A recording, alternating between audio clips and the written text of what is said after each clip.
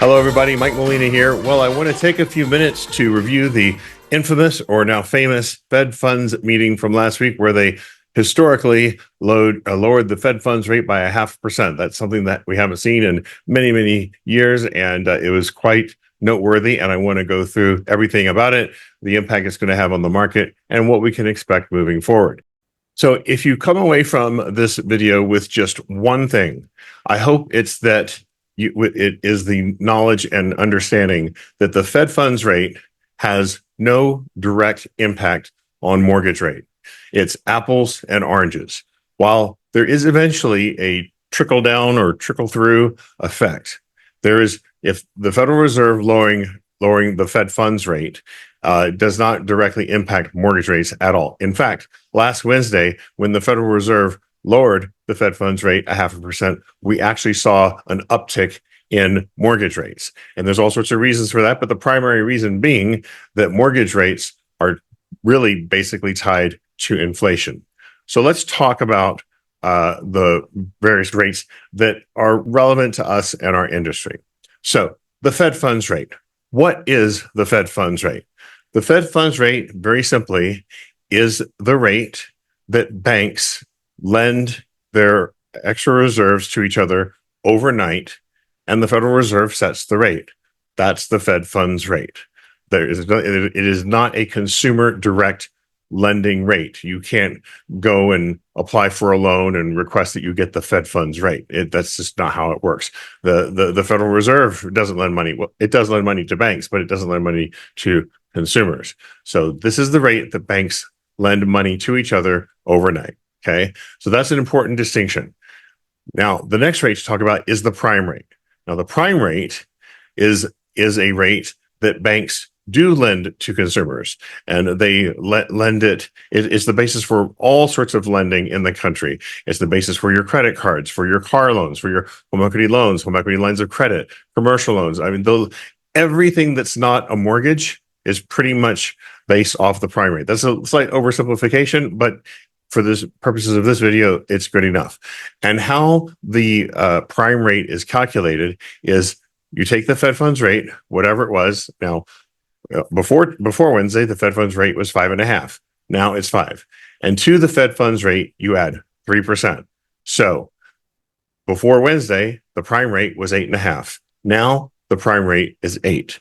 And that's really important, especially for people that have loans that are based off of the prime rate and it's variable. For example, I have a home equity loan and my home equity line of credit, and my home equity line of credit is prime plus 1%. So my interest rate was 9.5%, and effective Wednesday, my interest rate went down to 9, like overnight, just like that.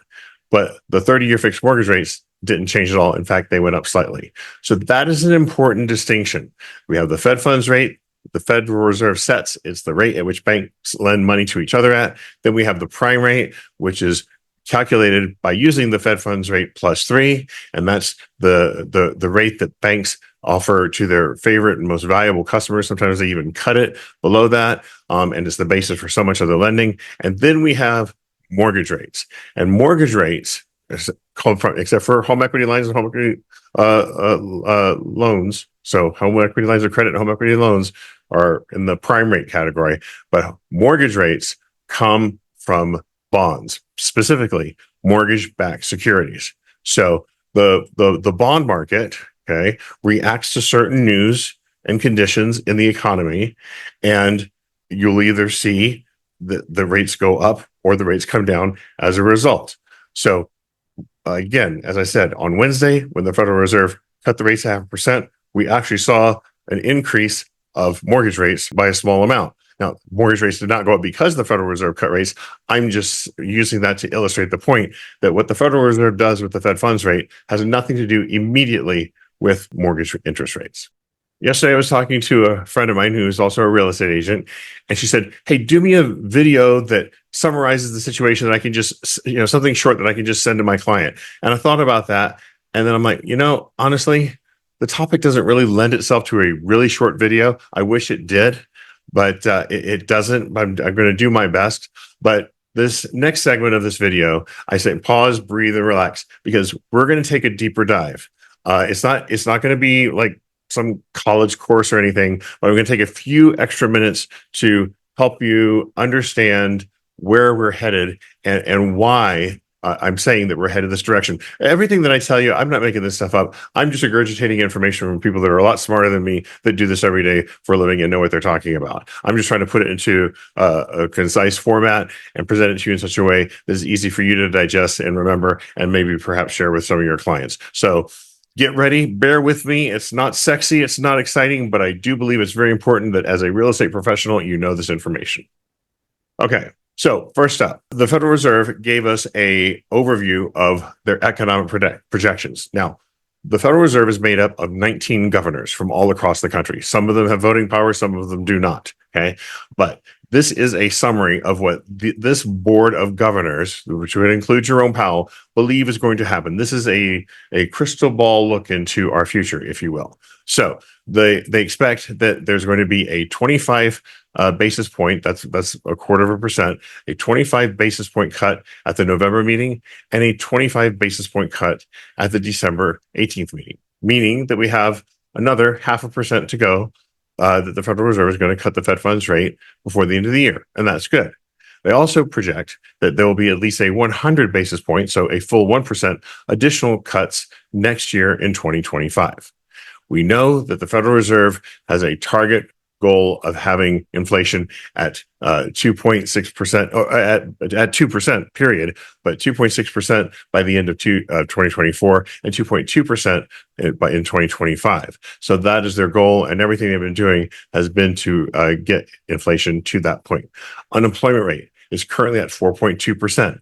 They think that it'll be at 4.4% by the end of 2024, and they want it to hold and not go above that in 2025. If it does go above 4.4, 4.5%, we will see much more aggressive rate cuts than just 0.25% at Fed funds meeting. We may see 0.5% rate cuts, and we may see them more frequently as well.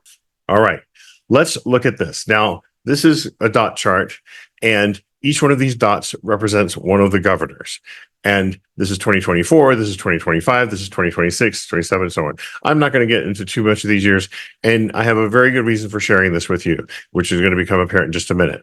So this is 2024. We've only got a few months left, okay? And these are all the dots. So 9 of the 17 governors believe that before the end of the year, or recommend before the end of the year, that there should be at least a 50 basis point cut, so another 0.5%. And one of them believes that there should be a 75 basis point or 0.75% cut by the end of the year. So in other words, we have 10 of the 17 governors saying there's going to be at least a 0.5% cut to the Fed funds rate before the end of 2024. So that is a high probability. Likewise, if we look over here in 2025, now this doesn't break it down by month, this is just for the whole year. So of all the governors, okay, 5 of them believe that we should have for the whole year, a 100 basis point or 1% cut to the Fed funds rate. Another 5 of them think that they should cut by 125 basis points, so 1.25%. And 2 of them think that they should cut 150 basis points or 1.5% by the end of next year. So what we have here are 12 governors of the Federal Reserve predicting at least a 1% rate cut for next year. So we know that's pretty much a sure thing.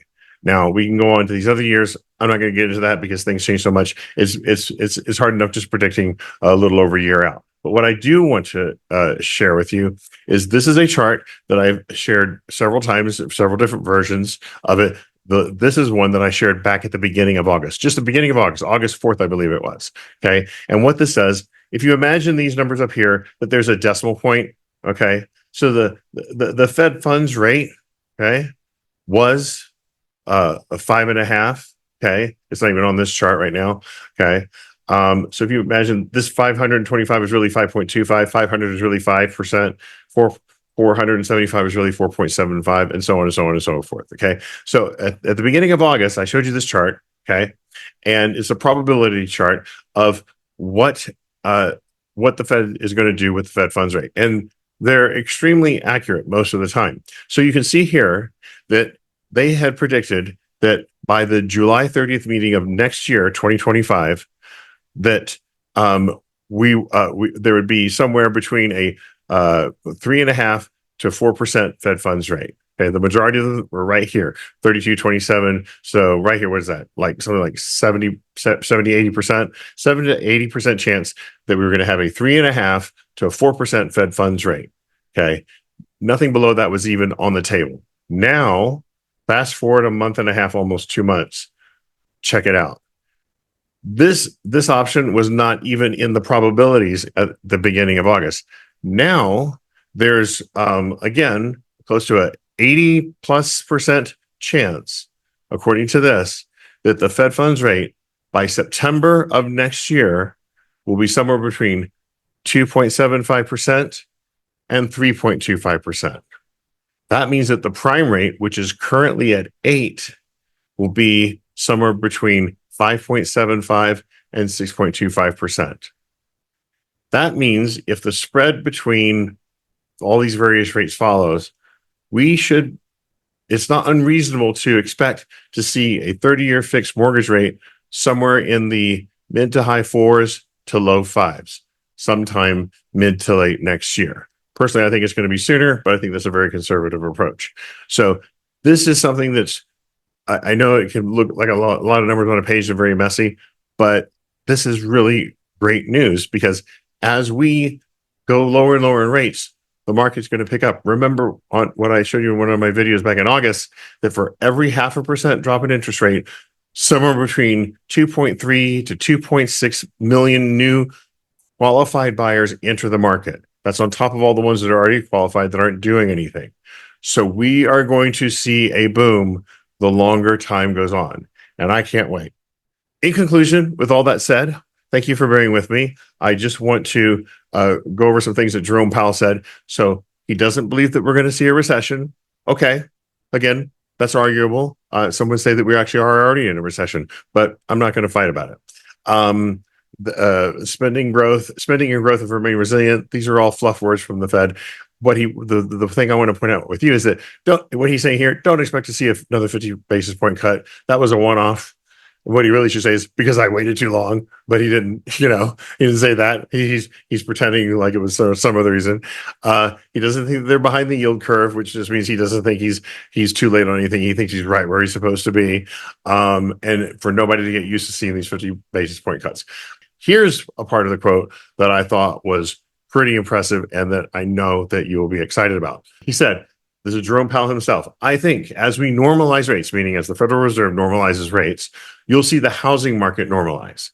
And I mean, ultimately, by getting inflation broadly down and getting those rates normalized and getting the housing cycle normalized, that's the best thing we can do for householders.